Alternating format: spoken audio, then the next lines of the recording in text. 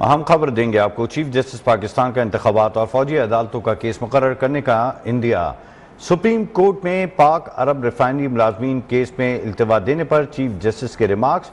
वकील मुलाजमीन ने इस्तदा की कि पाक अरब रिफाइनरी मुलाजमीन का केस 15 दिन के बाद मुकर्रर कर दें। चीफ जस्टिस ऑफ पाकिस्तान ने रिमार्क्स दिए कि सुप्रीम कोर्ट में आम इंतखाबात और सिविलियंस के फौजी अदालतों में ट्रायल के केस मुकर्रर होने वाले हैं। सुप्रीम कोर्ट में मुश्किल मुकदमात आने वाले हैं, जिस दौरान दीगर केसेस सुनना मुश्किल होगा। इस केस को 2 माह बाद मुकर्रर करेंगे।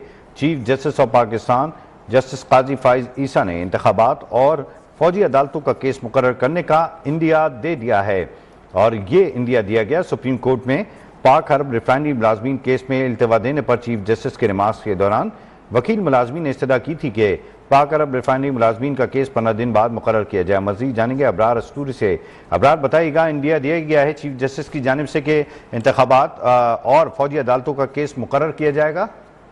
जी बिल्कुल, चीफ जस्टिस पाकिस्तान काजी फाइज ईसा ने इंतखाबात और फौजी अदालतों का केस मुकर्रर करने का इंडिया दे दिया है, और सुप्रीम कोर्ट में पाक अरब रिफाइनरी मुलाजमीन केस में इल्तवा देने पर चीफ जस्टिस ने रिमार्क देते हुए कहा कि इस मामले पर सुप्रीम कोर्ट में आम इंतखाबात और सिविलियन के फौजी अदालतों में ट्रायल के केसेस मुकर्रर होने हैं। वकील मुलाजमीन की जानिब से यह कहा गया कि पाक अरब रिफाइनरी मुलाजमीन का केस 15 दिन के बाद मुकर्रर कर दें। चीफ जस्टिस ने कहा कि सुप्रीम कोर्ट में मुश्किल मुकदमात आने वाले हैं, जिस दौरान केसेस सुनना मुश्किल होगा।